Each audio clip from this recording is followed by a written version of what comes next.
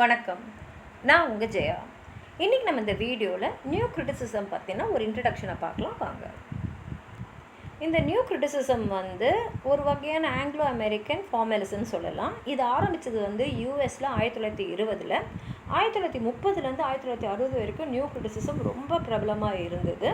இந்த new critics Russian formalist மாதிரியே இந்த லிட்ரரி லாங்குவேஜை பற்றி ரொம்ப முக்கியமாக பேசினாங்க. அவங்க என்ன சொன்னாங்கன்னா, ஒரு பொயட்ரி எழுதுகிறோன்னா அதோடைய லாங்குவேஜ் நம்ம தினசரி பேசுகிற வார்த்தைங்கள்லேருந்து அந்த பேச்சு முறையிலேருந்து மாறுபட்டிருக்கணும், அதுக்குன்னு ஒரு லாங்குவேஜ் இருக்கணும் அப்படின்னாங்க. அதே மாதிரி இந்த நியூ கிரிட்டிக்ஸ் என்ன சொன்னாங்கன்னா, ஒரு க்ளோஸ் ரீடிங் இருக்கணும். அதுலேயும் பொயட்ரிக்குன்னு பார்க்கும்போது அதுக்கு ஒரு க்ளோஸ் ரீடிங் இருக்கணும். க்ளோஸ் ரீடிங்னா என்னென்னா, நம்ம அந்த டெக்ஸ்ட்டை தான் படிக்கணும். ரீடரோ அந்த கான்டெக்ஸ்ட்லாம் முக்கியம் இல்லை, டெக்ஸ்ட்டு தான் முக்கியம். அது எழுதுனவங்களோட அவங்க பேக்ரவுண்டோட அவங்க ஹிஸ்ட்ரி பயோகிராஃபி இதெல்லாம் பார்க்காம ஒரு கவிதையை அந்த கவிதையில் இருக்கக்கூடிய வார்த்தைகள் மூலமாக தான் நம்ம புரிஞ்சிக்கணும் அப்படின்னு சொன்னதுனால இது செமாண்டிக்ஸை ஒரு இம்பார்ட்டன்ட் டூலாக ஆக்குச்சு இந்த லிட்ரரி அனாலிசிஸ்லன்றது நமக்கு புரியுது.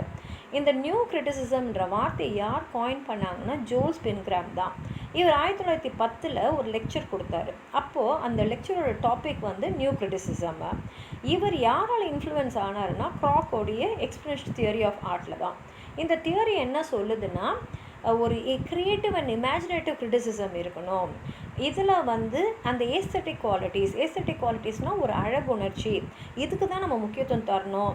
நம்ம இந்த ஹிஸ்ட்ரிக்கு சைக்காலஜிக்கலுக்கு மாரல் கன்சிடரேஷன்ஸை விட ஒரு கவிதை எவ்வளோ அழகாக அது சொல்ல நினைக்கக்கூடிய ஒரு விஷயத்தை எடுத்துன்னு போகுது, அதுதான் ரொம்ப முக்கியம் அப்படின்றத இதில் சொல்லியிருந்தாங்க.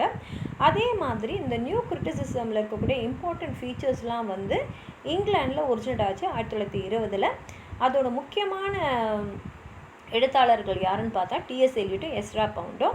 அதே சமயத்தில் ஐஏ ரிச்சர்ட்ஸ், வில்லியம் எம்சனும் அவங்க அந்த செமினல் ஸ்டடீஸில் முக்கிய பங்கு வகித்தாங்க. பல வருஷமாக பார்த்திங்கன்னா பயோகிராஃபிக்கல் அண்ட் பெலி லிட்ரஸ்டிக் கிரிட்டிசிசம் தான் இருந்தது. பயோகிராஃபிக்கல்னால் ஒரு எழுத்தாளருடைய அவர் எங்கே பிறந்தார், எந்த இடத்துல இருந்தார், அப்போ இருந்த அரசியல் சூழல் சமூக சூழ்நிலைலாம் எப்படி இருந்ததுன்னு பார்த்துட்டு தான் நம்ம ஒரு கவிதையும் நம்ம அனலைஸ் பண்ணுவோம். அப்போது நம்ம என்ன பண்ணுறோன்னா, இதை அவர் ஏன் எழுதினார், ஒரு படைப்பாளர் இந்த படைப்பை ஏன் எழுதினார் அப்படின்றது தான் நம்ம பார்ப்போம். எந்த சூழ்நிலையில் எழுதினார், அவரோட பேக்ரவுண்ட் என்ன, அவர் பார்த்த நிகழ்வுகள் என்ன, அவர் பாதித்த விஷயங்கள் என்ன, இது தான் பார்ப்போம். ஆனால் அந்த கவிதையோடைய அழகுணர்ச்சி அதை தான் பார்க்கணும், அது எழுதப்பட்ட விதம். இதையெல்லாம் பார்க்கும்போது எலியட் என்ன சொன்னார்னா, ஒப்பீனியன் ஆஃப் ஃபேன்சின்னு சொன்னார். அதாவது ஒரு கவிதையை கவிதையாக பார்க்கணும், அது படிக்கிறவங்களுக்கு ஒரு திருப்தியை தரணும், அதில் இருக்கக்கூடிய விஷயம் அவரை போய் அடைஞ்சிடணும். இப்போ மேத்யூ ஆர்னல்டும் என்ன சொன்னாருன்னா, ஒரு கவிதை ஹை சீரியஸாக இருக்கணும், அதில் ஒரு நார்மேட்டிவ் மாரல் எத்திக்கல் ஐடியல்ஸ் இருக்கணும் அப்படின்றதான் அவரோட கருத்து. இப்போ முதல் உலக போர் முடிஞ்சிட்ட அப்புறம் புது புது பாயிண்ட்ஸ்லாம் நிறைய பேர் வர ஆரம்பிச்சிட்டாங்க. அவங்க என்ன பண்ணாங்கன்னா, ஃபார்ம் அண்ட் லாங்குவேஜில் நிறைய எக்ஸ்பீரியன்ஸ் பண்ணதுனால இப்போ இவங்களோட படைப்பெல்லாம் நம்ம பயோகிராஃபிக்கல் ஏஸ்தெட்டிக் க்ரைட்டீரியாவை வச்சு அதை ட்ரெடிஷ்னல் கிரிட்டிக்ஸ் எப்படி ஒரு படைப்பை ஆய்வு செஞ்சாங்களோ அந்த முறைகளை வச்சு இவங்களோட படைப்பை ஆய்வு செய்யறது கடினம். ஏன்னா எல்லாருமே அந்த போரோடைய அந்த பாதிப்புகளை பற்றி அந்த மாதிரி விஷயங்களும் நிறைய பேர் எழுதுனாங்க. அது மாத்திரம் இல்லாமல் அவங்க லாங்குவேஜிலும் நிறைய எக்ஸ்பெரிமெண்ட்ஸ் பண்ணாங்க, ஃபார்ம்லேயும் நிறைய எக்ஸ்பெரிமெண்ட்ஸ் பண்ணதுனால பரம்பரமாக நம்ம பாரம்பரியமாக செஞ்சுட்டு வர அந்த கிரிட்டிசிசம் இவங்க போயம்ஸ்க்கெலாம் நம்ம யூஸ் பண்ண முடியாது. இப்போ ரிச்சர்டோட பிரின்சிபல்ஸ் ஆஃப் லிட்ரரி கிரிட்டிசிசம் என்ன பண்ணுச்சுன்னா, இந்த கிரிட்டிக்கல் நோஷன்ஸும் சொல்கிறோம்ல, ஐரனி, டென்ஷன், பேலன்ஸ், இதையெல்லாம் இன்னும் அட்வான்ஸ்டாக எடுத்துன்னு போச்சு. அது மாத்திரம் இல்லாமல் போயட்டிக் லாங்குவேஜும் இந்த லாங்குவேஜோட அதோட யூசஸை பற்றியும் இதில் அவர் எழுதியிருக்காரு. அதே மாதிரி ப்ராக்டிக்கல் கிரிட்டிசிசம், இந்த ப்ராக்டிக்கல் கிரிட்டிசிசம் என்ன சொல்லணும்னா, ஒரு ஸ்டூடெண்ட் கையில் ஒரு கவிதையை கொடுத்துடணும், அது யார் எழுதுனாங்கன்னு கூட நம்ம அவர்கிட்ட சொல்லக்கூடாது, கவிதை மட்டும்தான் போகணும். அப்போ அந்த ஸ்டூடெண்ட் அந்த கவிதையை படிச்சுட்டு அவருக்குள்ளே என்ன தோணுது, அதை எப்படி இன்டர்பிரேட் பண்ணுறாங்கன்றது அந்த ப்ராக்டிக்கல் கிரிட்டிசிசம். இதில் பார்த்திங்கன்னா அப்ஜெக்ட்டுக்கு தான் இன்னும் இம்பார்ட்டன்ஸ் கொடுத்துருக்கு. அது மாத்திரம் இல்லாமல் ஒரு க்ளோஸ் ரீடிங்க்கு இது அழைச்சின்னு போகுது. இப்போ ரிச்சர்டோட ஸ்டூடெண்டான வில்லியம் எம்சன் எழுதின பிரபலமான படைப்புன்னு பார்த்தீங்கன்னா 7 டைப்ஸ் ஆஃப் ஆம்பிகியூட்டி. இதுவும் ஒரு க்ளோஸ் ரீடிங்கை பற்றி தான் முன் வச்சு பேசுது. இப்போ இதில் முக்கியமான பயணியர்ஸ் இந்த நியூ கிரிட்டிசிசமில் யார் யாருன்னு பார்த்தீங்கன்னா, John John Crowe, Ransom, Allen Tate இவங்களாம் எலியட் ரிச்சர்ட்ஸ் சொன்ன ஐடியாவை இன்னும் டெவலப் பண்ணாங்க. ரான்சம் வந்து ஃபியூகிட்டிவ்ன்ற பொயட்ரி மேகசீனை 1922லேருந்து 1975 வரைக்கும் எடிட் பண்ணார். அவர் கூட சேர்ந்து எடிட் பண்ணவங்க வந்து டேட்டு, ராபர்ட் பென்வேரம், அப்புறம் டொனால்ட் டேவிட்சன். இப்போ மற்ற ஜேர்னல்ஸ்லாம் நியூ கிரிட்டிசிசம் பற்றி எழுதின ஜேர்னல்ஸ் எதுன்னு பார்த்தீங்கன்னா சதர்ன் ரிவ்யூ, இதை எடிட் பண்ணது பெர்வேரன், அப்புறம் கிளெனத் ப்ரூக்ஸு. கென்யன் ரிவ்யூ, இதை வந்து நடத்துனது ரான்சம். அப்புறம் சிபாய் ரிவ்யூன்றது இதை எடிட் பண்ணது டேட்டும் மற்றவங்களும். இப்போ கென்னத் ப்ரூக்ஸ் வந்து studies of English and US பொயட்ரியை பற்றி ஒரு new kind of formalist criticism மாதிரி சொல்லி அதில் அவர் முக்கியமாக பேரடாக்ஸை பற்றி தான் அந்த பொயட்டிக் லாங்குவேஜில் வந்து அவர் சொல்லியிருக்காரு. இப்போ வந்து நியூ கிரிட்டிசிசமில் வந்து டிஃப்ரெண்ட்டாகவும் அடிக்கடி கான்ஃப்ளிக்டாக இருக்கக்கூடிய விஷயங்களை பற்றி விம்செட் அண்ட் பிரெட்ஸ்லி அவங்களுடைய வேர்பல் ஐகானில் வந்து எழுதியிருக்காங்க. அதில் அவங்க 2 விஷயத்தை பற்றி சொல்லியிருக்காங்க. அது எரர்ஸ், ஃபண்டமெண்டல் எரர்ஸ்ன்னு சொல்கிறாங்க. அது கண்டெம்பரரி தியரியில் இருக்கக்கூடிய ஃபண்டமெண்டல் எரர்ஸ் என்னென்னா இன்டென்ஷனல் ஃபேலசி, இன்னொன்று வந்து அஃபெக்டிவ் ஃபேலசி. இப்போ இன்டென்ஷனல் ஃபேலசினா என்னென்னா இது வந்து ஜென்ரலாக வந்து தத்துவம், ஃபிலாசபியில் பார்ப்போம். இப்போது ஒரு படைப்பை நம்ம எடுக்கிறோன்னா அந்த படைப்பை வந்து நம்ம அந்த எழுத்தாளர் எந்த இன்டென்ஷனில் எழுதியிருக்காரு அப்படின்னு யோசித்து பார்த்து அதை பார்ப்போம். இதை தான் வந்து அந்த மாதிரியான ஃபேலசி. இப்போது அது இன்டென்ஷனல் ஃபேலசி. அஃபெக்டிவ் ஃபேலசி என்னென்னா it's a confusion between the poem and results. ஒரு போயமை எழுதியிருக்காரு, அதை வந்து நம்ம படிக்கிறோன்னா நம்ம மேலே என்ன தாக்கத்தை உண்டாக்குறது, அதுதான் அஃபெக்டிவ் ஃபேலசி. இப்போது ஒரு கவிதைக்கு வந்து அதை யார் எழுதுனாங்க, எந்த இன்டென்ஷனில் எழுதுனாங்கன்றதை விட அது அந்த ரீடர் மேலே என்ன ரிசல்ட் இருக்குது அதுதான் பார்க்கணும். அப்போது வந்து a poem should not mean but be, அதாவது ஒரு போயம் வந்து ஒரு அர்த்தத்தை கொடுக்கக்கூடாது, அது போயமாக இருக்கணும், அந்த போயமாக நம்ம வந்து படிக்கிறவங்களுக்கு இருக்கணும் அப்படின்றது தான் இங்கே சொல்கிறாரு. அப்போது இந்த நியூ கிரிட்டிசிசம் வந்து ப்ராக்டிஸ் பண்ணுறவங்களாம் என்ன பண்ணணும்னா முதல்ல அந்த டெக்ஸ்டோட டெக்ஸ்சர், அதாவது அதோட வேர்பல் பேட்டர்னா ட்ரோப்ஸு, அப்புறம் imagery, narrative design, dramatic technique, ironies, paradoxes இதெல்லாத்துக்கும் அவங்க முக்கியத்துவம் தரணும். அதே சமயத்தில் அங்கே இருக்கக்கூடிய அந்த இமேஜ் பேட்டர்ன்ஸு அதை வந்து அவங்க பார்க்கணும். 2வது வந்து இந்த வேர்பல் பேட்டர்ன் வந்து அந்த வேர்க்கோட மீனிங்கை எந்த அளவுக்கு வந்து எடுத்துன்னு போகுது, எப்படி அங்கே இருக்கக்கூடிய ஐரணி, பேரடாக்ஸ் எல்லாம் ரெப்ரசன்ட் பண்ணுறது அப்படின்றத பார்க்கணும்.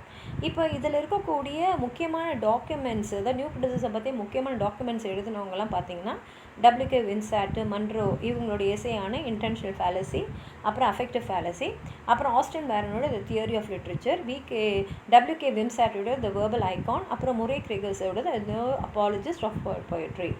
இப்போது ஜான் க்ரோ ரான்சம் எழுதுன த நியூ கிரிட்டிசிசம்ன்ற எஸ்ஏ சீரீஸ், அதனாலே அவர் வந்து நியூ கிரிட்டிசிசமோடைய முன்னோடின்னு சொல்லலாம். இதில் வந்து அவர் என்ன சொல்லியிருக்காருன்னா லிட்ரரி கிரிட்டிசிசம் வந்து இன்னும் சயின்டிஃபிக்காக, இன்னும் ப்ரிசைஸாக, இன்னும் சிஸ்டமேட்டிக்காக இருக்கணும். அதுக்கு வந்து நம்ம என்ன சொல்லணும்னா வெறும் வந்து அந்த இலக்கியத்தை, அதாவது இலக்கியம்னா எப்படி இருக்கணும்னு படிக்கக்கூடாது, உங்களுக்கு கொடுத்த அந்த படைப்பை நீங்கள் படைக்கணுன்றாரு. அதுக்கு வந்து என்ன சொல்கிறாருன்னா இந்த பர்சனல் இம்ப்ரெஷன்ஸும் எடுத்துடணும். அதாவது தனிப்பட்ட முறையில் நீங்கள் உங்களுக்கு அந்த ஆத்தரை பற்றி நினைக்கிற அந்த இம்ப்ரெஷன்ஸ்லாம் இருக்கக்கூடாது. ஏன்னா அந்த மாதிரி எழுதும் போது அதுக்கு அந்த சப்ஜெக்டை கொஞ்சம் எஃபெக்ட் பண்ணுன்றாரு. அடுத்தது சினாப்சிஸ் அண்ட் பேரஃபைஸு. ஏன்னா பிளாட் இல்லைனா ஸ்டோரியில் ஒரு அப்ஸ்ட்ராக்ஷனாக இருக்கக்கூடாது. நீங்கள் ஒரு கதையை சுருக்கி படிச்சிட்டிங்கன்னா அந்த கதையோட மொத்த அனுபவமும் அந்த ஃபீலிங்கும் உங்களுக்கு வராது இல்லையா. அதனால் வந்து ஒரு படைப்பை படைக்கும் போது அதோட ஒரு சம்மரியோ இல்லை சினாப்சிஸோ பேரஃப்ரேஸோ படிக்கக்கூடாது, அது உங்களுக்கு ரியல் கண்டென்ட் ஆஃப் த டெக்ஸ்ட்டை தராதுன்றாரு. அடுத்தது ஹிஸ்டாரிக்கல் ஸ்டடீஸ். இதை பார்த்திங்கன்னா அந்த எழுத்தாளருடைய literary background, biography, literary sources, analogues இதெல்லாம் நீங்கள் பார்க்கக்கூடாது. அப்புறம் லிங்குவிஸ்டிக் ஸ்டடீஸு. ஏன்னா வந்து இதில் allusions, meaning of the words, ஒரு வார்த்தைக்கு என்ன மீனிங் அந்த மாதிரிலாம் இருக்கும். அப்புறம் மாரல் கண்டென்ட்டு. ஏன்னா ஒரு டெக்ஸ்ட்டோட மொத்த கண்டென்ட்டு அந்த மாரல் கண்டென்ட்டை பற்றி இருக்காது.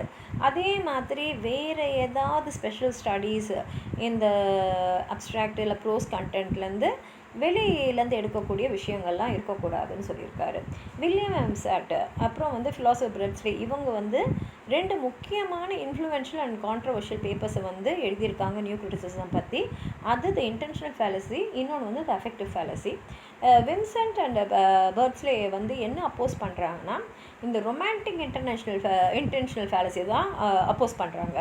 ஏன்னா இந்த ரொமான்டிக் ஐடியா வந்து ஆதி காலத்தில் இந்த லாங்குனஸ் அவங்கள மாதிரி எல்லாம் இருக்கிறவங்க வந்து செஞ்ச ஒரு விஷயம். கிரேட் ஜெர்மன் ரைட்டரான கொத்தே வரைக்கும் செஞ்சாங்க. இட்டாலியன் ஃபிலாசபர் பெனடிக்ட் கிராசேவும் அதுதான் சொல்லியிருக்காரு. ஏன்னா இங்கே என்னென்னா ஒரு கவிதை வந்து அந்த படைப்பாளியோடைய அந்த சோலை வந்து அது ரெப்ரசன்ட் பண்ணுது. அவர் வந்து எந்த நோக்கத்தோடு அதை எழுதினார், இல்லை அப்போ இருக்கக்கூடிய அந்த சைக்கலாஜிக்கல் சர்க்கம்ஸ்டன்சஸ்லாம் என்ன இருக்குன்றதெல்லாம் நம்ம பார்க்கக்கூடாது. அதே மாதிரி ரான்சம் வின்சென்ட் பர்ஸ்லே மாதிரியே இந்த மாதிரி நிறைய விஷயங்கள் வந்து பற்றி எழுதின கிரிட்டிக்ஸ்லாம் என்ன சொல்கிறாங்கன்னா, ஒரு ரைட்டரோட சைக்காலஜி, அவரோட பயோகிராஃபி, அவர் ஹிஸ்ட்ரி எல்லாம் பார்க்கக்கூடாது. ஏன்னா வந்து அந்த இன்டர்னல் எக்ஸ்டர்னலுக்கு நடுவில் இருக்கக்கூடிய அந்த டிஸ்டிங்ஷன் வந்து நம்ம புரிஞ்சுட்டு தான் நம்ம வந்து ஒரு கவிதையை பார்க்கணும் அப்படின்னு சொல்லியிருக்காங்க. விம்சென்ட் அண்ட் பர்ட்லேயோடைய எஸ்ஸேயான த அஃபெக்டிவ் ஃபேலசியும் வந்து இதே விஷயத்தை தான் சொல்லுது. அதாவது வந்து ஒரு கவிதையை தனியாக அந்த கவிதையாக தான் பார்க்கணும். ஏதாவது ஒரு இலக்கிய படைப்பை அந்த இலக்கிய படைப்பை மட்டும் படிச்சுட்டு அதில் என்ன உனக்கு உள் வாங்குறீங்களோ அதுதான் நீங்கள் எடுத்துக்கணும். அது வந்து அந்த எழுத்தாளரோட சைக்காலஜி, பயோகிராஃபி, ஹிஸ்ட்ரி எல்லாம் பேஸ் பண்ணி பார்க்கக்கூடாது, இண்டிபெண்ட்டாக பார்க்கணும். ஏன்னா வந்து அது வந்து உங்களை வந்து வேறு விதமாக அதை யோசிக்க வைக்கும். அதே மாதிரி அந்த படிக்கிறவங்க இல்லையா, ரீடர், ஆடியன்ஸ், அவங்களும் வந்து அவங்களோட பேக்ரவுண்டு, அவங்களோட பயோகிராஃபி, ஹிஸ்ட்ரியை வந்து இல்லாமல் அந்த படைப்பை வந்து எந்த வித பாராபட்சமும் இல்லாமல் பார்க்கணுன்றாரு. இந்த வேர்ட் அஃபெக்ஷன் வந்து ஃபிலாசபர்ஸ் வந்து எமோஷன், மென்டல் ஸ்டேட், டிஸ்போசிஷன் சொல்கிறதுக்காக இது பண்ணுவாங்க. அஃபெக்டிவ் ஃபேலசின்றது பார்த்திங்கன்னா விம்சென்ட் அண்ட் பர்ட்லி என்ன சொல்கிறாங்கன்னா, ஒரு போயமை நம்ம இன்டர்பிரேட் பண்ண பார்க்கும்போது அதோடைய எமோஷன்ஸ் இல்லை மென்டல் ஸ்டேட்டை வந்து என்ன மாதிரி அந்த ரீடர் இல்லை ஹியரர் கிட்ட நடக்குது, உள்ளுக்குள்ளே அவங்களுக்கு என்ன நடக்குதுன்றதை பார்க்கணுன்றாங்க. அது மாத்திரம் இல்லாமல் விம்சென்ட் அண்ட் பர்ட்லே என்ன சொல்கிறாங்கன்னா, இப்போ வந்து ஒரு கவிதையை நீங்கள் படிக்கிறீங்க, இல்லை ஒரு கதையை படிக்கிறீங்க, அப்போ உங்கள் மனசில் வந்து சில இமேஜஸ், ஒரு வகையான உணர்வு, இல்லை ஹைட்டன் கான்ஷியஸ்னஸ்லாம் வருதுன்னா அது ரொம்ப வேக். ஏன்னா அது என்னன்றதை உங்களால் சரியாக சொல்ல முடியலையா. அப்போ வந்து அது வந்து அப்செக்டிவ் கிரிட்டிக்காக யூஸ் பண்ண முடியாது அப்படின்றத இங்கே சொல்லியிருக்காங்க. உங்களுக்கு ஏதாவது சொல்லணும்னு நினச்சிங்கன்னா கீழே இருக்கிற கமெண்ட் பாக்ஸில் எழுதுங்க. இந்த வீடியோவை லைக் பண்ணுங்கள், உங்கள் ஃப்ரெண்ட்ஸோடு ஷேர் பண்ணுங்கள். சப்ஸ்கிரைப் பண்ணாதவங்களாம் ப்ளீஸ் சப்ஸ்கிரைப் பண்ணி சப்போர்ட் பண்ணுங்கள். நன்றி.